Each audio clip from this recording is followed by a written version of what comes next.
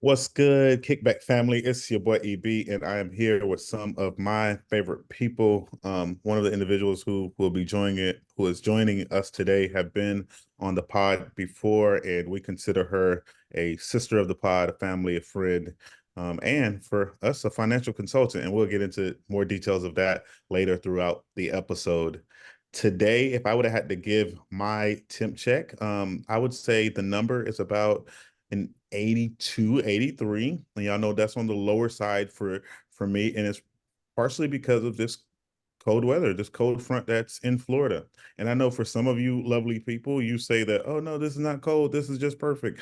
I can tell you that as Florida continues to be massive, or I guess invaded by many people from other places, you are more than welcome to replace those individuals in some of those colder parts of our country if you love cold weather. Places like, let me see, New York, New Jersey, Pennsylvania, Idaho, North Dakota, South Dakota, anywhere in the Midwest, Wisconsin, places that you probably would not want to go. They have cold weather a little more frequent than us, and they would welcome you. For some of you who may look like the three of us who's currently on the screen, if you're watching it or if you're listening, you might know who we are. So if you look like us, they even sometimes give incentives to people who look like us to move and populate in certain parts of our country. So I would gladly encourage you to move to those places. My father finding for this week is that, daycares are not the same everywhere. That's one. We talked about how EJ was starting daycare, and he definitely did. And actually, the director of that childcare development center is our guest, and also a financial advisor, consultant, whiz of all things finances. So shout out to my sister Maggie for that. But one of the things I learned is how there are still teachers. I know it's sometimes hard for, especially for new parents, as I've been learning, to just kind of give your child away, or to give something you care about away for someone else to supervise or watch. But there are still people in this world who care deeply about kids who don't biologically belong to them or are not family relatives of theirs. And we've been experiencing that so far with just the care that he's been receiving, even before even starting. You just saw it in the hearts of his teachers, and just the updates that we get throughout the app of, from diaper changes to feeding to, one of his teachers was telling us, hey, yeah, the amount that y'all giving him for food, go ahead and up that, because he killed that in no time. The little boy he loves to eat. So little things like that, that some people, depending on where you go or how you are, they're like, yeah, he ate all his food. But they're not going to tell you that, oh no, he needs a little more. Let's go ahead and put some weight on his little bones. So it's just been good to see other people caring for your child. And we know, or we hear the saying or the phrase that it takes a village, and you begin to notice that when you send your kid to the right childcare. Sharika, Sabrina, Maggie, how y'all feeling? What's y'all temp like? I'm My feeling temp. pretty, Okay, Sabrina, you go ahead and go. sorry. I'm You're feeling fine. pretty good because it's the holiday season, and y'all know between Thanksgiving and really New Year's, my favorite time of year. I'm locked in on the Hallmark/Lifetime movies. And I saw one last night called Mistletoe and Menorahs. And I'm always fascinated by Hanukkah because as a Christian, our faith is like based in Judaism. So then I was looking at, is this something that Jesus would have done? And then have you guys ever been walking somewhere and then there's like a potential to go down a dark alley? And you're like, do I go down this alley? Do I not? That's how I felt when I was looking at like if Jesus and the disciples celebrated the festival of light, because they were saying that the Hanukkah story is not necessarily recorded in canon scripture, but it is in the book of Maccabees in the Apocrypha. And that's where it ended for me. So, I'm going to still say happy Hanukkah. That movie made me want to get a little menorah light, but that's where it ends for me. I can't go to the Apocrypha because I don't know a lot about it, but when I hear that term, it feels like a dark alley. I'm like, are those the scriptures that were not in the Bible, and for what reasons? I'm going to trust the reasons that they weren't. But then it's like, I also read devotional books that my pastors write, and that's not in the Bible. So I'm a little torn, but I'm still just feeling very like, yay, 'tis the season. Because of yesterday, it's still really warm where I am, so sunny and 75. And if I had a song, it would be that little Adam Sandler song, Happy Hanukkah, come and get your yarmulke. Not the drink. Oh, I think he talks about drinking gin next. I don't know. Adam Sandler's crazy. That song is definitely a vibe. And Hanukkah starts before Christmas. It's the 8 days before. So That's my vibe. Sharika and Maggie. That's funny. Because we actually heard that Adam Sandler song a couple when I was with my family on vacation, and my mom was like, "I do not like this song." She was hating on that song. I'm like, "This song is great. It's so much fun." She was like, "It's too repetitive for me. I don't love that." But anyway, she's a music snob, so I let her be great. But speaking of Hanukkah, I know this is not part of my tempo because Sabrina talked about it. Did y'all see the Smokey Robinson's like that cameo? So you know what cameo is, where people like, you could pay someone to do different shout outs or happy birthdays or whatever, but somebody wanted a Hanukkah one. And he was like, I don't know what Chanukah is, but happy Chanukah. Oh Yes, no. yes. He was, No, not Chanukah. yes, he was like, so I'm only saying it because someone requested me to do a happy Chanukah. So happy Chanukah, whatever Chanukah is. And So please, kids, remember, just stay in school. Stay in school. That's the importance of Yes. school. I know it was very embarrassing, and it's like, wow. But I mean, I don't know. I just had to cackle because I mean, old people be old peopling. I mean, that's all I can say. But yeah, he should have known better. He should have did better. He should have. I feel like I should have too because everybody's on camera. This is why I'm not on camera. I'm in the robe and they had wrap. So this will be on YouTube for everyone to see. But it's been a crazy, I was telling Edie and Shrika, it's a crazy work week because everyone's getting off for the holidays and anything can happen at any given time. And I have to be comfortable. So I'll be on camera for as long as I'm here to respect it. But just like he said, Shanika, I'm feeling like the Shanika of the group. Everybody has great backgrounds and Evie with his little mic. And here I am as I am. So Keeping happy it real. Hanukkah. Listen, the one thing about the kickback is we always say we're gonna keep it real with y'all. If that means a robe and a head wrap, that means a robe and a head wrap. That's what it is. You know what? It is what it is. It is what it My is. temp is good though. As you can see, I feel joyful. I know I sound a little hoarse. We had a little holiday party on Sunday and I was getting too much in the spirit. I not, not with the drinking, but with the loud talking, the yelling. It was games, it was fun. And it was a good time, but also my voice had a little bit too much of a good time and now I'm a little hoarse. But other than that, I am really good. As Sabrina says, this is the holiday season. And so, that's always brings a added level of joy and excitement. So I'm happy, we're a couple days away or a week or 2 weeks or so from Christmas. So looking forward to family time. My temp is um 70. I am enjoying the cool weather, unlike EB, even though I have not left my house today. I can't really say, but I love when it's cool outside. And I guess EB's kicking me out of the state of Florida. So we'll see we'll see how it goes. But yeah, my holiday song for you guys this week is Joy to the World. And because you know what? The world needs a little bit more joy. It's a lot going on, and people out here stealing Salvation Army food trucks. I mean, it's just crazy out here in the streets. I just saw that on EB's Instagram feed, and I was like, I was just like, wow. A whole food truck. Uh-huh.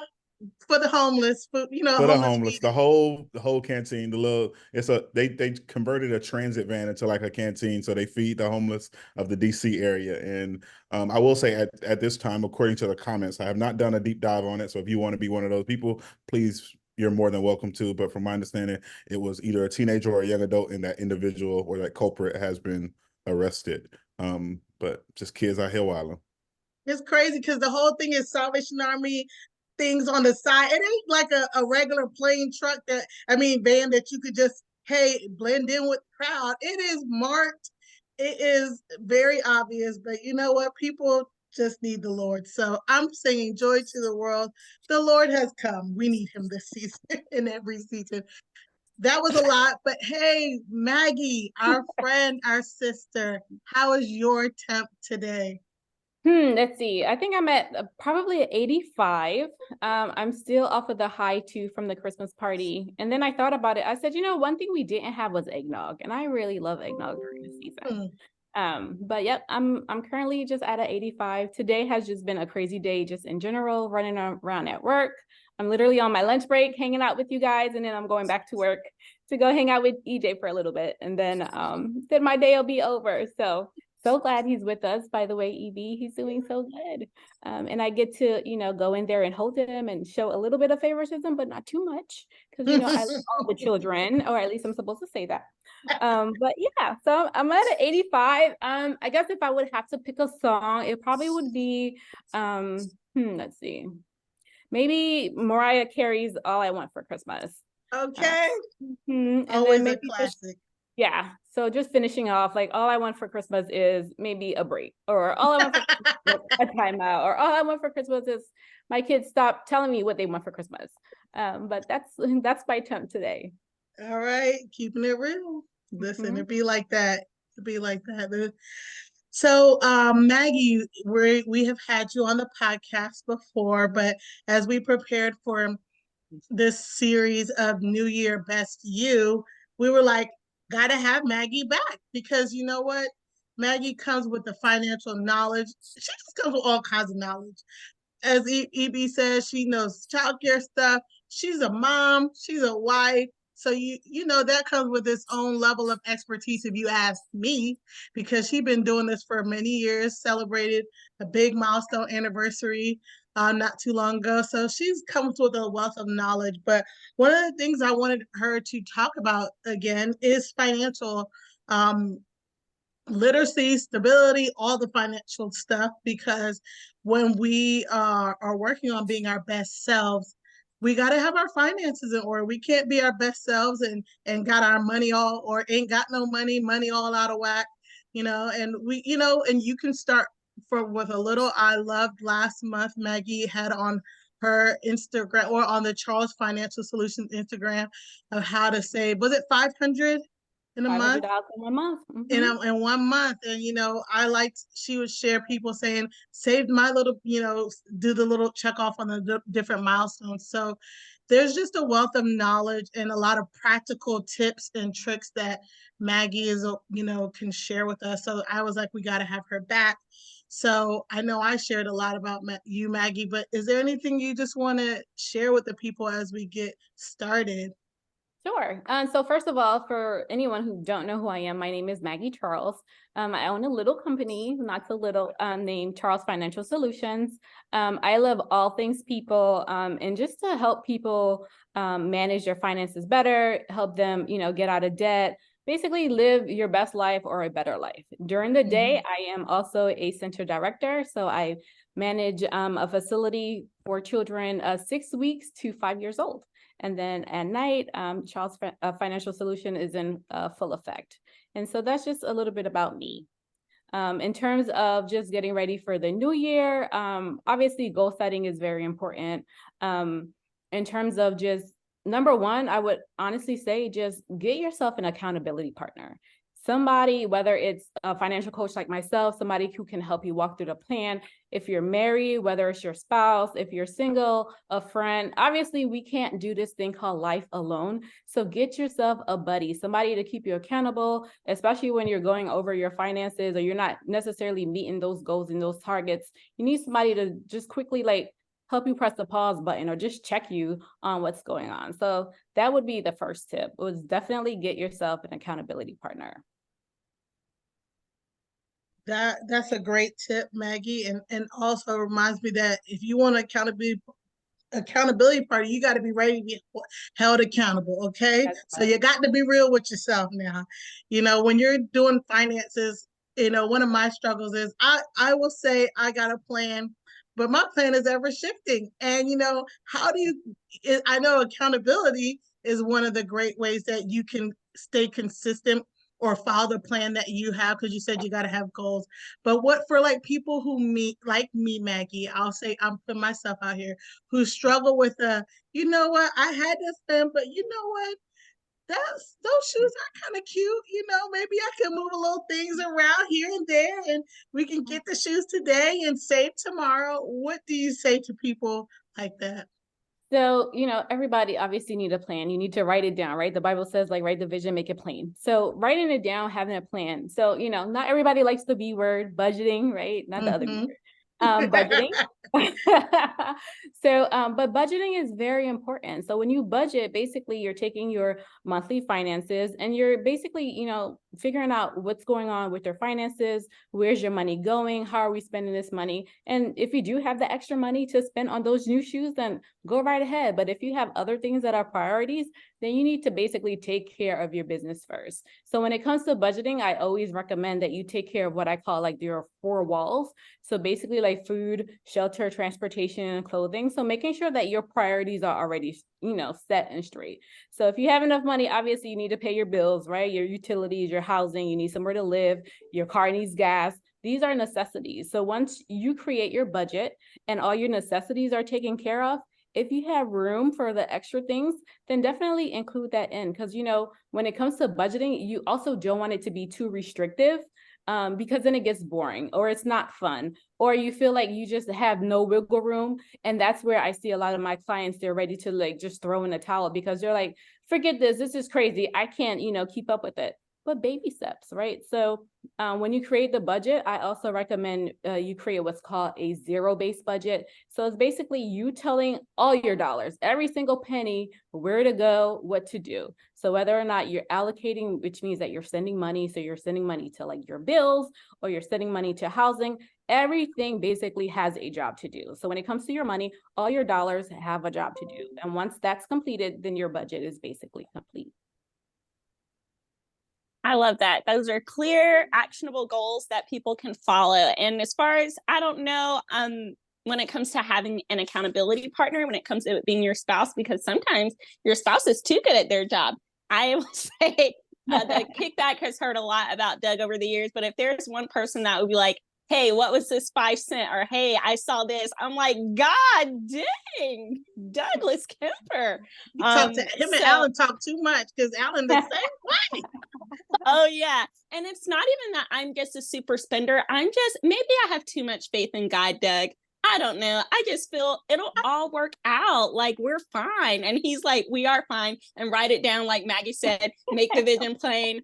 But my question really stems from just spouses and money conversations in general, because I have a lot of friends, sorority sisters, who can't even I will put my mom and dad on blast. They do not share their finances, who don't share their finances with their spouse. And they just think it's the craziest idea. And they're like, keep it separate, blah, blah, blah. So what do you say to those who are married and don't want to do a zero-based budget because they just feel like my money's my money, your money's your money, I'll cash app you for the toothpaste. And I wish I was making that up.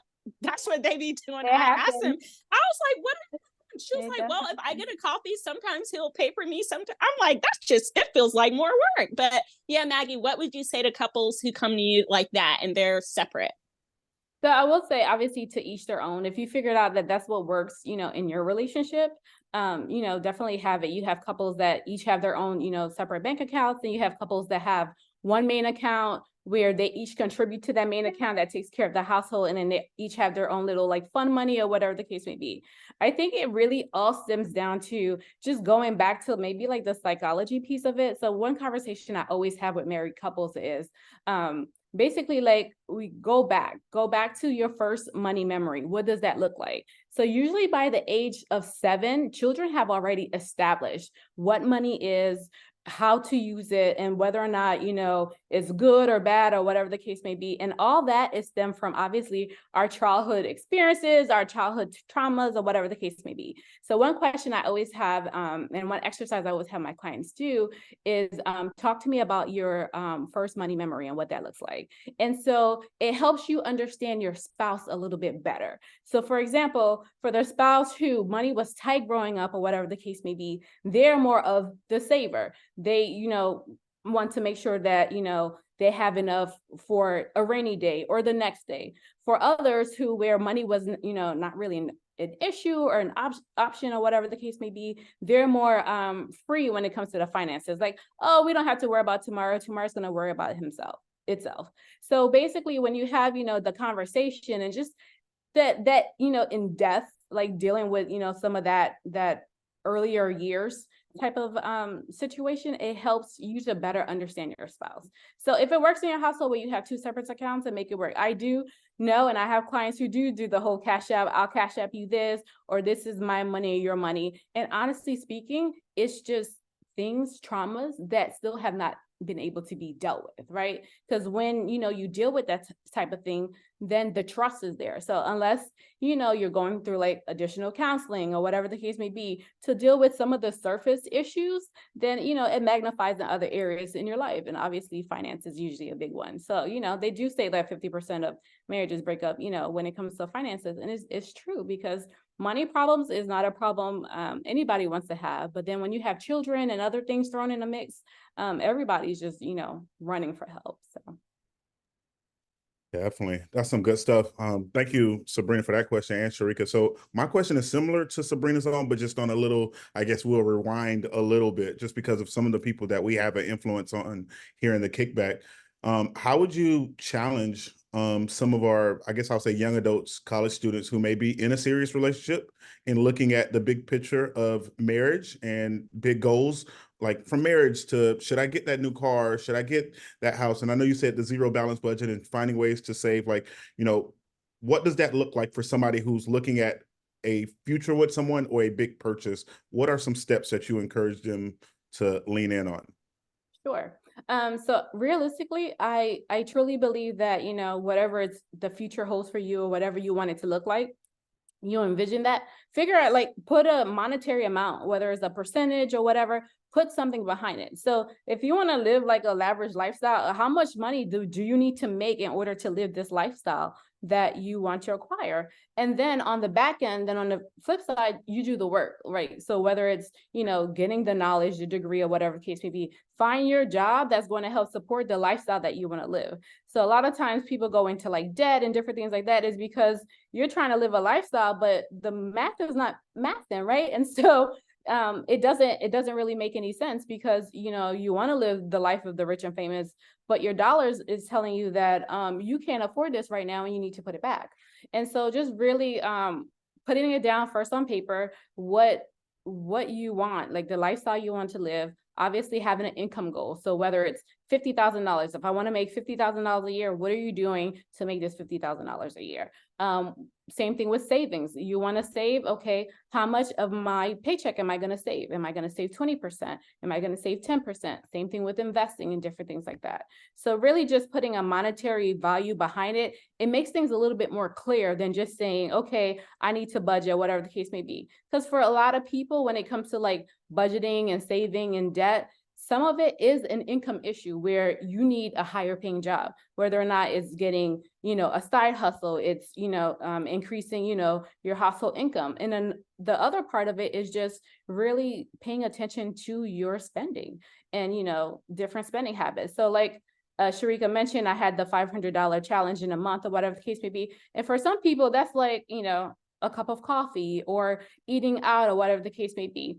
And, many people will say, well, a cup of coffee isn't going to, at the end of the day, make me rich. But it's all about discipline, right? So what you're trying to do is you're trying to build this discipline, at the end of the day, so that you can begin to afford the things that you want in the future, if that makes sense. Definitely makes sense. Definitely. Yes, makes a lot of sense. And I think that what I've been learning is that the finances, or what, even from what you've been saying today, that the finances is not really the issue, but the finances highlight a lot of other issues that you may be having, whether that's a lack of trust, whether that is you're struggling with discipline or whatever have you, or whether you're trying to, whether you're leaning into some of your past traumas or fears or things like that. So it seems like the finances is really the avenue in which a lot of your issues are I guess, brought to the surface. So that's one of the things that I didn't always think about, but that is important to realize when you're starting to tackle some of these issues, to realize that it may not really be about the money itself. It's a Right. lot. It might be about a lot of other things. Yeah. And so even like, for example, like your health, right? Just knowing your numbers in general. I always tell people, do you know your numbers? And when I say that, they always think it's always about like, what's your credit score, whatever the case may be. But like, realistically, like, do you know your blood pressure? Like, how are you like health wise? So when it comes to even like health, a lot of my clients right now, we're really focusing on like just better healthy habits and different things like that. Because at the end of the day, even like medical issues or whatever the case may be, it all stems down, to your finances. So like meal planning is, things that we do. And it's not only because it's going to obviously save you money, but also on the back end, if you have other goals, like a fitness goal, like you want to lose weight or whatever the case may be. So I think everything just intertwines with each other at the end of the day. So my question is, one of my questions is, different financial people, and maybe there's not like a right answer, but I guess want to hear your perspective on this. Little different financial people say different things regarding credit cards and things like that.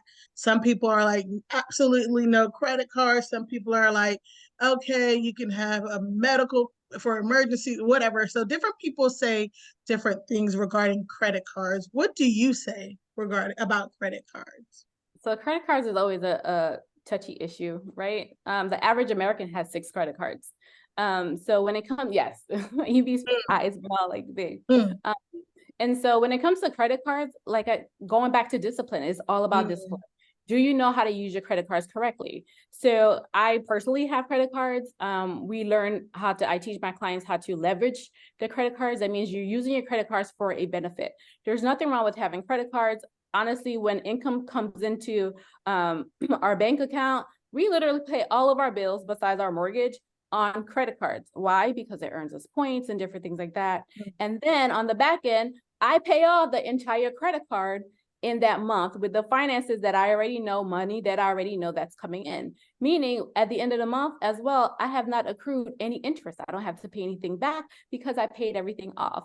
And on the back end, I'm now making more money on top of the money that I spent because of the credit card. So it's really learning how to leverage a credit card. Now, I will say, if you're not disciplined, you don't know how to use a credit card, you feel like you're going to go to the store and, run up a credit card, then do not get one, or get one with a smaller balance. So for example, when I was a freshman in college, I went to Europe on spring break. So I had a credit card and I maxed it out. And then I had one credit card to pay for another credit card. Obviously, I did not know anything about finances. And then when you transfer, the European dollar to the American dollar, which is definitely not the same, it was just a disaster waiting to happen. But I wasn't financial literate and I had nobody helping me through the process.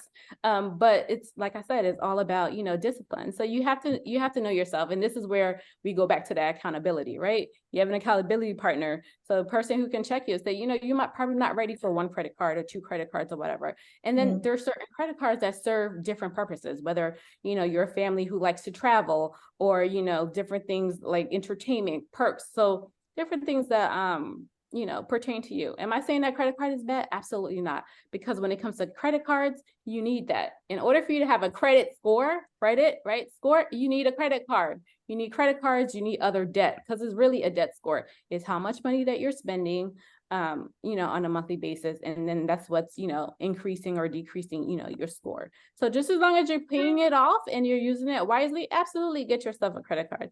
Get several credit cards because it also will help your credit score. But if you don't know what you're doing, feel free to contact me at charlesfinancialsolution.com or get yourself an accountability partner or somebody who can just, help you through or work you through the process. I will tell you, I have some credit cards that I use maybe once or twice a year. I have it because it definitely leverages my credit. They have high increase limits and that looks good. It looks good for me on paper. But that's what I do when it comes to credit cards. The credit card conversation is making me think of another relational conversation, kind of in the same family that EB was asking about earlier, because when I was in college, I did have a lot of friends who had credit cards. I was terrified of them just because my parents they didn't really talk about having the discipline for a credit card. They were just like, don't get a credit card. And they racked up all this debt. And then I think about like a lot of people do meet, their forever little boo at that age. So what are like your top 2 or maybe top 3 red flags if you are a young adult or somebody, maybe you're not young, maybe you're 45, you're just now meeting the love of your life, you're not married or engaged, but you're having this finance conversation and they has $50,000 worth of credit card debt, or they seems to just spend whatever and not care if they're overdraft or whatever. So I'm curious, from a financial professional, is there hope for people like that? Do you have hope for them? Or is that a fair reason to be like, love you so much, thanks for the memories? So I think there's hope for everyone if you put in the work, right? So this is being like a financial counselor. You're obviously going to some type of counseling or therapy or whatever the case may be to work through the issues. If you're getting married and a person has $50,000 worth of debt, or they're just, spending frivolously or whatever the case may be, then you're getting a sneak peek into what your future is going to look like if things don't change. So definitely you look at it as like, not only but a red flag, but almost like a thank you, Jesus, because what in the world is going on, right? And so for certain people, if they don't change those habits, then that is going to be your future, going into, insufficient funds and different things like that. Because that person needs to be able to work on that debt personally before bringing you into the situation. So if they cannot do it alone, then, adding you to the mix won't necessarily be helpful, because then the burden and the responsibility is going to be, my job to try to help you to either, one, get out of debt, or it's going to, put a hindrance on the relationship, because you're going to feel like you're the one who's always like hounding, and the finances and everything, falls on your shoulders. And so that's not fair either. So if the person's willing to put in the work or whatever the case may be, because a lot of it obviously is just lack of education, right? So, the knowledge of,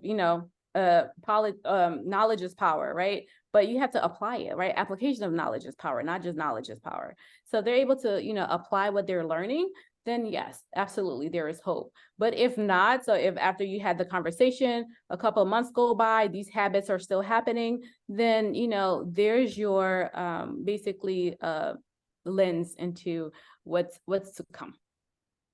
Definitely. That's some good advice and some good wisdom. So basically on that one, I think I would say, if you're seeing certain things or you don't see an individual discipline, then you might want to reconsider maybe that person that you think is forever. Because sometimes we'll think that somebody is forever because of longevity in a relationship. But if they truly care about you, him, her, whatever, however they identify, then there'll have to be some form of loyalty in the communication that y'all have with each other. So Maggie, on that last one, you was just talking about the debt that people may have or they may incur, and what that discipline looks like of what they're doing. I've heard, and I think Sabrina and Sharika probably heard these same, but you're the expert here, where we've heard people talk about an avalanche approach, where you get the biggest debt that you have first and you start knocking down. Then others have talked about a snowball effect, where you kind of go from the smallest debt that you have to the highest. I know for me, and I'll just give a little glimpse about mine. It's like, I remember having a car loan, and at the time I had like 10 or 11,000 left on the car loan. And I was also in school at the time, and I was looking at my interest rate on the car, because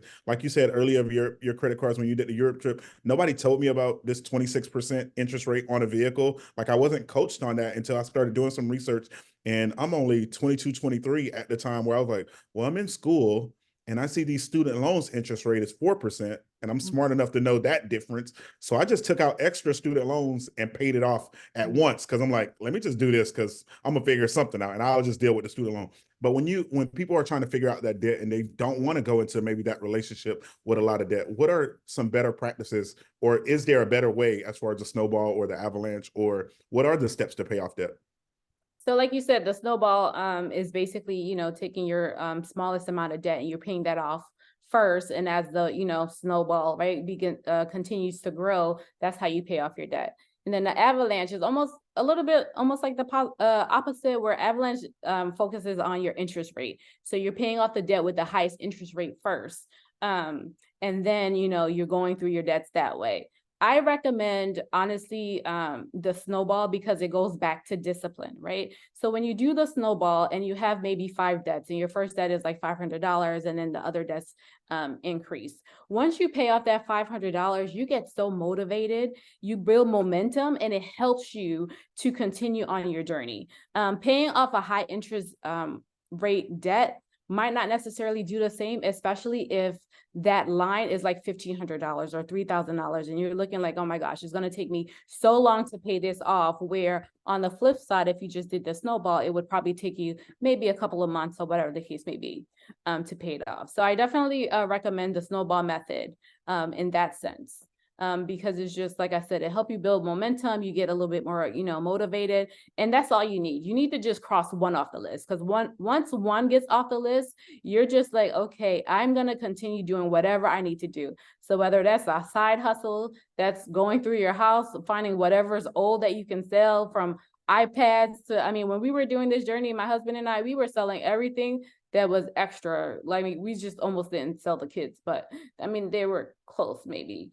But we were selling everything from like old bicycles to like clothing to like iPads, whatever, because once we paid off that first debt, we're like, okay, this is more realistic. Like, we can do it. And that's what you need. You need small wins to continue on, the journey. You are right about that. And you do have little, and I think it is good to celebrate those wins along the way. My question is for people who, I at first thought about this for young people, but there are grown people who suffer from the theme or the I don't remember what the phrase, keeping up with the Joneses. They're whether you're young people or whoever, and they're like, hey, we're going out, and you're like, I can't really afford to go out, but let me do this or do that, or you just find yourself, whether it's, I got a house, my friend got a bigger house, well, now maybe I need a bigger house, or they got a nicer car or whatever. A lot of people suffer from feeling financially, or that financial insecurity. I don't know if that's incorrect term, but basically they don't feel their finances are up to everybody else's standard, but they don't want to be looked at differently. What kind of advice do you give to those people? So I will honestly say FOMO is real, right? The fear of missing out is real. And sometimes it's hard. It's hard for you to say no when everybody, because you're just like, but I want to do that too.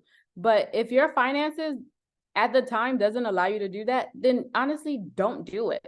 You would rather like not participate than to go into deeper debt and dig yourself in a bigger hole. So I will say that the term, keeping up with the Joneses, and on the back end in the financial world is always, said that, you buy things, to impress people that you don't like. The Joneses are rich, or from what you see, they look like they're rich, but the Joneses could be knee deep in credit card debt. They can't afford their car, and their house is going to get closed on. But you don't know that, because that's the Joneses business, and that's what they do behind closed doors. So I always encourage my clients to look, drink your water and mind your business. Like, worry about yourself, right? Self-care is important in all areas. And when it comes to your finances, I encourage people to do the same. So I totally understand the fear of missing out. And if that's the case, then in your budget, create a line that says fun line or fun money or whatever the case may be. And every month, put some money aside so that you can have some fun. But know that once that money is gone, then it is gone until the next month rolls around. But don't necessarily, do things to impress other people or whatever the case may be. Now, if all these things are happening and people want to pay for you and they have invited you, by all means, enjoy yourself on somebody else's dime. But in the meantime, don't do it to yourself, friend. Don't go into debt for just a moment, a little experience or a moment of gratification. Because in the long run, if you put it on your credit card, like EB said, that 20% or 26%, that adds up. And Sabrina's like, yes, friend, it adds up. And so you definitely don't do it to yourself. Exactly. I always thought the interest was wild when you don't have it, because it's not like layaway, right? Mm-hmm. Like, if you didn't have the $5, what makes you think you're going to have $5 plus 25%? Like, you ain't got it. It makes me laugh. It makes me think of Proverbs 13:11. which says dishonest money dwindles away, but whoever gathers money little by little makes it grow. And that speaks to like that discipline that Maggie was talking about. And Maggie, I unfortunately have to hop off soon, but before I do, I want to ask a question related to that discipline. What do you say to the person who's like, okay, I hear you. How do I start? Let's say they're a single person. They don't have a spreadsheet. They don't have an app, but they heard you talk about zero-based budgeting and they're like, okay, now what? Email me, charlesfinancialsolution@gmail.com. I got you. Honestly speaking, Google is your friend. It could be your enemy too, but it definitely is your friend. So if you're looking for like a basic template, then Google that. But if you just need a step-by-step of where to start with one, writing everything down on paper, seeing where your finances are. What does that mean?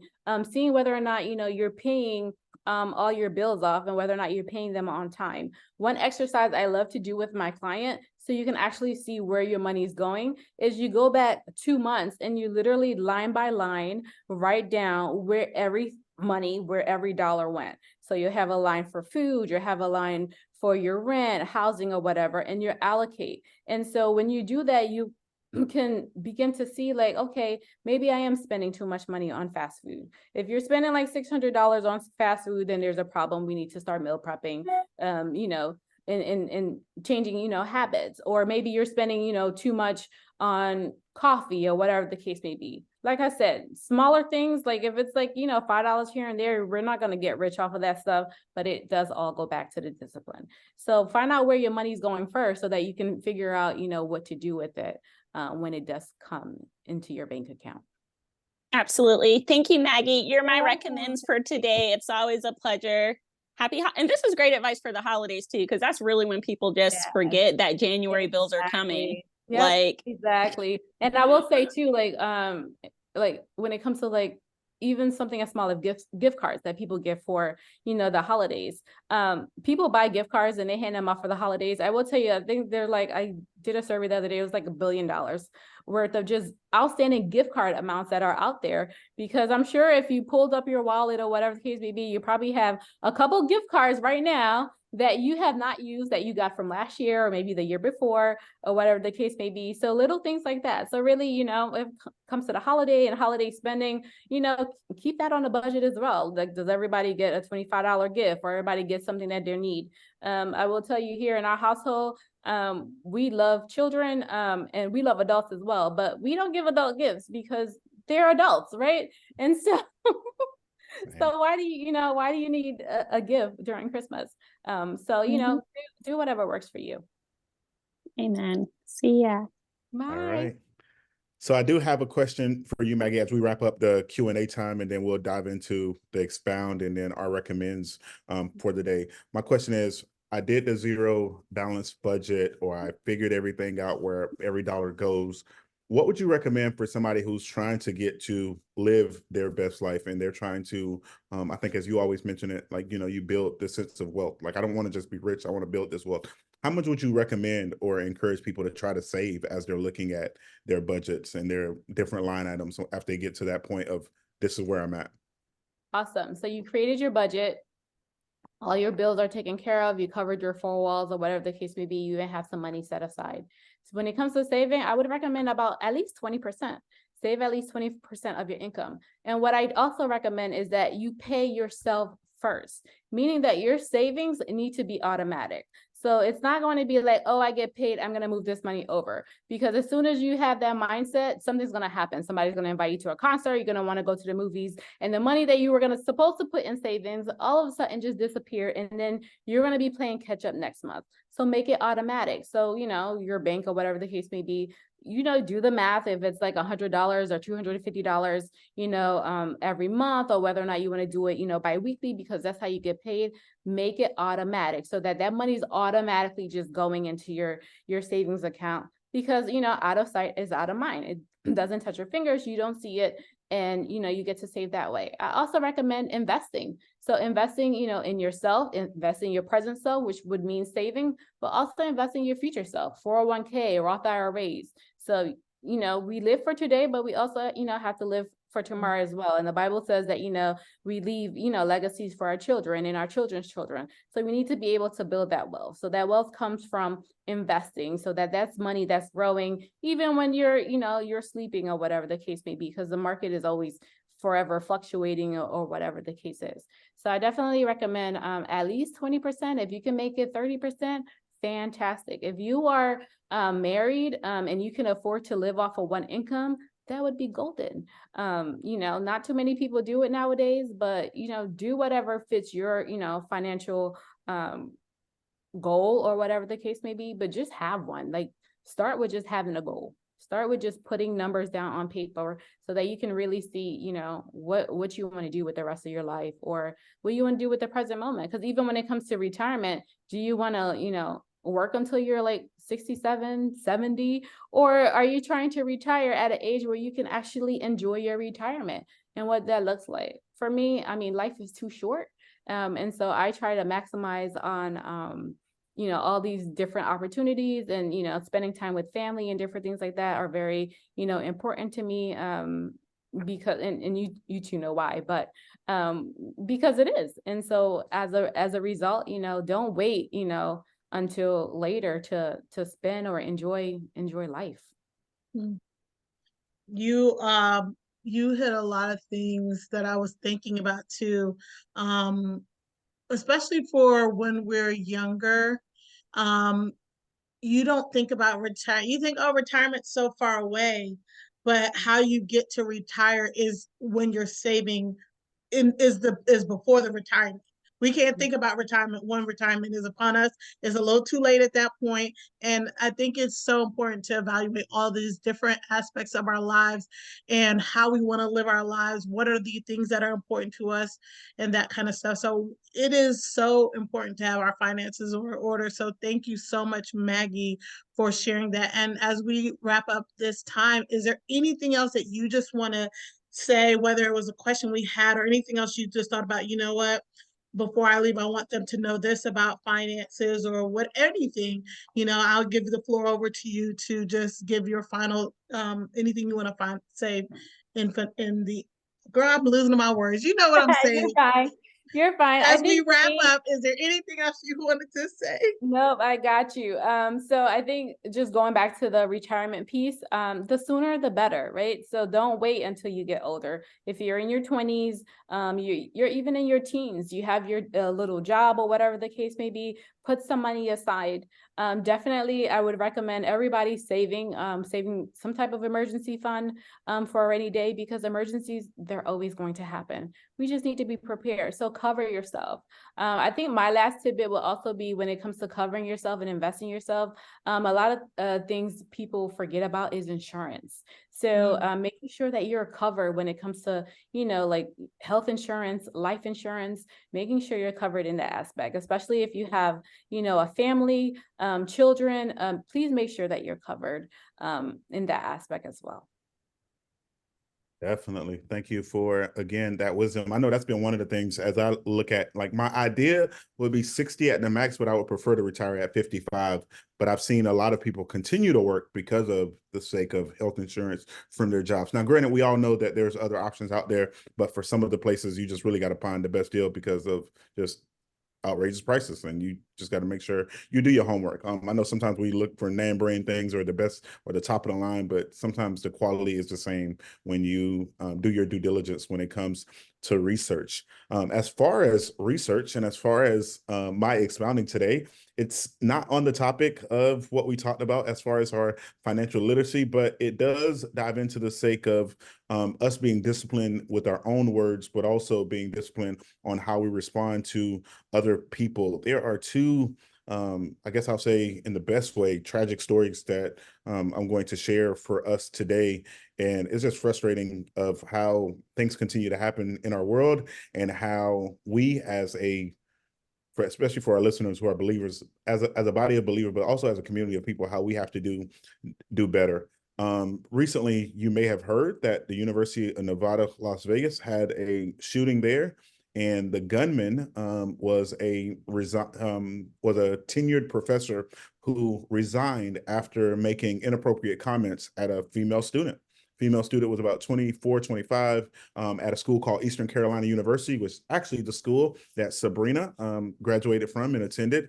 But then he resigned from that job, went to another place, went to Las Vegas, tried to get a job there, and basically applied to different jobs, and basically just kept on getting denied, and was frustrated at the world, created a hit list at these two different higher educational institutions.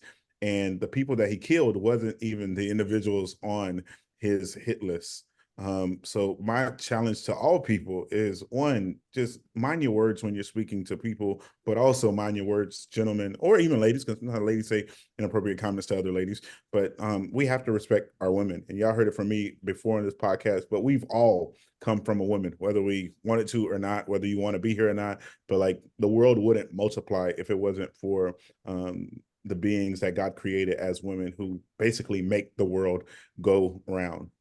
The other one that I have for you, again, is another, I guess I'll say tragic story. At least it's tragic for me. And then now it's kind of different. Like, as an uncle, it was definitely something that I always paid attention to, being in the life of my nieces and nephews. But now as a father, it's just slightly different. But for parents who have nieces, nephews, kids who you lead in life, whoever parents, just watch what they do in other spaces, maybe even when you're in the house. Maybe you even set up rules of saying, hey, just a heads up, whether you're here, whenever you're here, just know this is my house. I'll come in this room whenever I want, or I'll listen to whatever you're listening to whenever I want. Like, I know for me, working at our summer camp that we have throughout the summer, we're working with kids, as far as on our staff, that age from 15 to mid-20s. And it'll be times where they know, like, if I walk by you and I tap my ear, that means either take your headphones off or let me hear what you're listening to, just because we want to know what's going on at all times. And, this is our camp, but right now you have the opportunity to work under my leadership, and we're going to make sure that we all on the same page. But recently, a child in Texas died by suicide during an online gaming following alleged bullying, where a male juvenile, all the way from Michigan. So you got a kid in Michigan, you got a kid in Texas who's cyberbullying him through the game. And because of the comments and threads, and because of other people who were in the space of this, I guess you can say, during this game, and they knew he was online gaming at the time. One, because the game was on, and he was still wearing his gaming headset at the time, or around the time of death.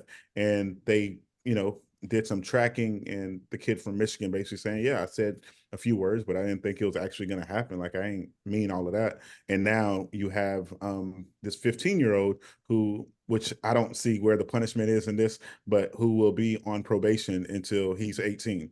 So 3-year probation for cyberbullying for another kid taking their own life. And I don't know, it's just tragic. And so my challenge for that is, just as we close out this year, I know there's a lot of families just throughout 2023 who people thought they probably wasn't going to make it to 2024 as they made their plans. So our heart goes out to those families, not just these two families, or those of the gunman from UNLV, or those from this kid from Texas, but those throughout the year who just had a hard time. And Christmas will naturally look different. Like, I'm just thinking about this family in Texas where parents aren't getting Christmas gifts for this kid, or if they are, it's just like, hey, we're just going to put it in this room as a memento or as a memorial, so to speak. And I can't even process like what they're going through with that. So parents, guardians, grandparents, whoever, older siblings, try to be mindful at what your kids are doing when online, and providing a better sense of guidance for them and around them. And we know social media, what it does to people. And we know when we look around the world, how hectic and how crazy it looks. So some of this, it's like people are just mimicking or imitating what they see. So we also, as adults, got to do better, not just watching them in a better sense, but also our behavior and our conduct has to be better. So that's what I got for us today as far as expound. And sorry for going from a high note of how we're going to save a whole bunch of money and build our wealth and create the future that we want. But these are also just real situations and real lives where families will look a little different from the holidays. And when I was trying to think of what top stories, and there's a lot of other stories, but I was like, let me just highlight this to just let people know of what's going on in the world. Yeah. Sharika, Maggie, which I recommended for the people. Those stories also remind me of just how we need to speak life into people and uplift people and positivity. And, you don't know how that can impact somebody in a better way, and just, change the trajectory of maybe the outcome of other situations. So just, especially during this holiday season, be kind, be loving, encourage, and speak life. My recommend to you all, I've recommended this I think this was like my first recommend, but it's like a little spinoff. So it is the Hoopla app. I Oh, talked I was about gonna this. recommend that. Yeah, okay. So I want to talk about how easy it was. So I moved, guys, 2 years ago. And I love the Hoopla app, but I was in my old county. They tried me, and we used to have 12 books that we could do. Now we went down to 6. So I was like, you know what? Time to hop over into my new county's book. So I literally went online to find out. I'm like, do I gotta actually go in person? Literally, they sent me a number. I text this number. Hey, I went online, did my online, register for in my county for the library. Went, texted the number. I was like, hey, I need my library card information. They were like, text me a picture of your proof of ID, proof that you live in this county. I texted it that. They text me back my new library card information, and they're like, we'll put it in the mail. I didn't even have to leave my premises. I didn't have to move anywhere. So listen, people, you can get a library card easy, no excuses. You don't even have to go nowhere. So that's why number one plug. Number two, I love the Hoopla app. And as you are preparing for your Christmas travels, if that's a plane ride, a long drive, get on the Hoopla app. There's lots of cute Christmas stories, even ones for children. Whole family can get on. If I love the Christmas music, but you might be tired of hearing those Christmas songs, and you don't want to hear that on the drive any longer. You can queue up a lovely Christmas story where, there's a lot of family friendly stuff and fun stuff on there, especially for the holiday season. So that's what I wanted to recommend to you guys. Get your library card, get on the Hoopla app. And then if you're flying and you're like, oh, I won't have internet, you can download the books or whatever to your phone, and you can still be able to listen to them. It's a lot of fun.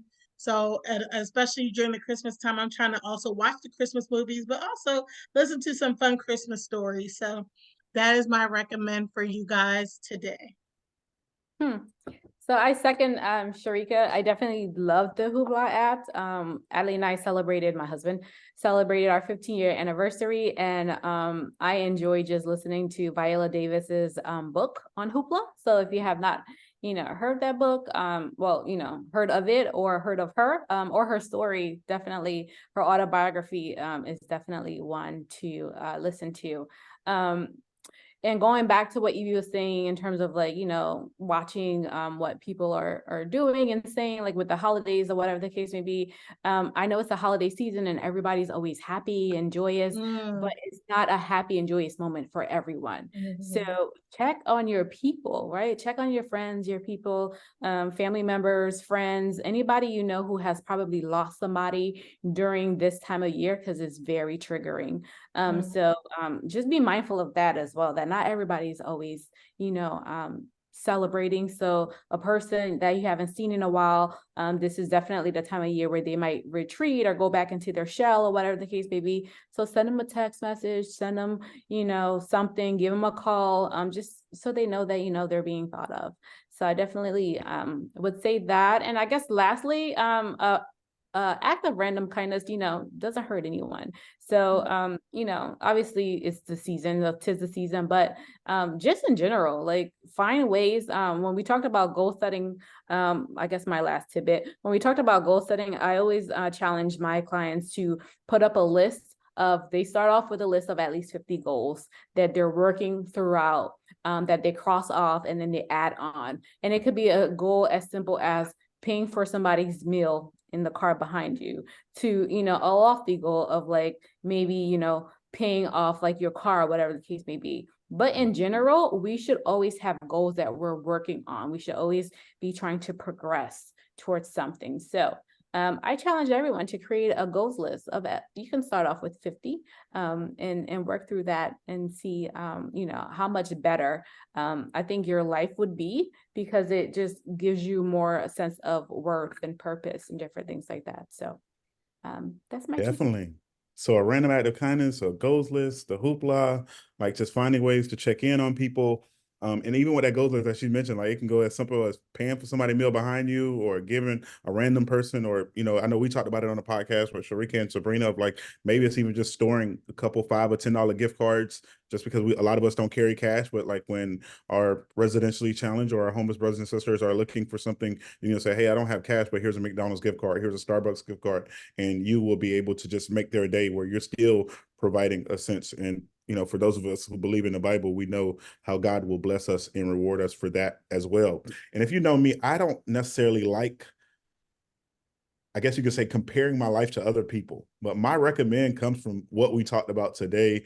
And it is the Dave Ramsey Show, whether it be the podcast, if you like to listen to it, but if you like to see his facial expressions, him and his co-host, I tell you, just dive on the YouTube and you just put in the Dave Ramsey Show, or just say like the Ramsey Show, and see some of the stories of what people are doing. And some of the people who, because I know some of our listeners, I don't know all of our listeners, because we have some in different countries, but you'll hear some of even the amount of money that some of our friends around the world make, and how they still continue to struggle because they don't have a zero-based budget or a zero line. They're not line iteming everything. So Dave Ramsey believes that you can still build wealth, even because of no matter how crazy your life is, you can take control no matter, you know, the stupid mistakes that you have made. And you'll hear I would say his personality, his joy, his wisdom, through these Joy. things. Some like Sure goes like joy.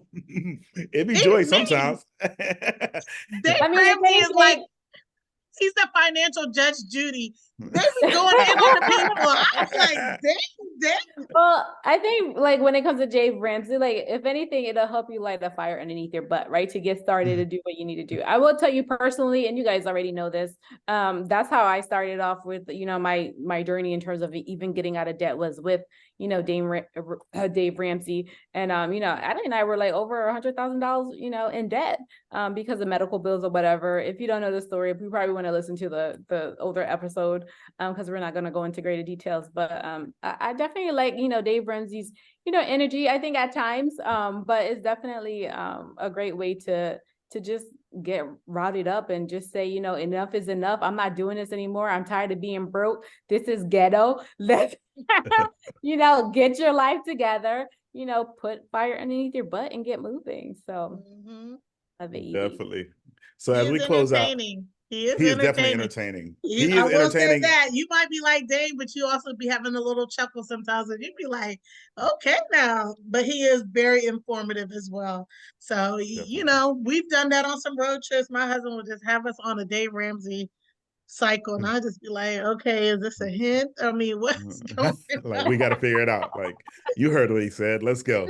We got to get to it. But and you've already heard, like, you can hit up charlesfinancialsolutions.com or on Instagram for those of you Yes. who love checking out the socials. But remember, her goal, Maggie's goal as your financial coach, is to empower you as an individual, and maybe even you as an individual, which stems off from your family and your generations to come, to eliminate debt, grow your savings, and build your wealth. And in building your wealth, you'll be able to live your best life, and you'll be able to create the life that you want, and not necessarily the life that you're currently living or the one that has been handed to you. And that's one of the hardest things, especially for a lot of people, not just, I would say, minorities or people of color, but for a lot of people, like you have that struggle where the life that has been given to you or handed to you you already started out in the decline, like from your name being on somebody else's credit, like you got stuff on your credit report the first time you checked it, stuff that you've never done, never seen, or like, oh, that was my mom's car, or that was dad's car, or that was big brother or big sister. Like, all of us, I don't say all of us, but a lot of people have different stories of where some of those struggles come, or even sometimes it was you, that random act of kindness where it's like, hey, can you put your name on this? Can you co-sign? And it's like, you're not knowing that this is wrong, or not knowing that you can't trust everybody because everybody don't take care of debt the same way, or everybody don't handle their responsibility the same. So I would, again, recommend that you just reach out to her or find somebody who you can hold accountable, as she said at the top of the show, of just having an accountability partner who can help you through this. And as always, if life tries to knock you down, I would say today, this is different. As if life tries to knock you down, make sure you stack up. because that's the only way you're gonna live your best life. Love Until it. next time. Okay.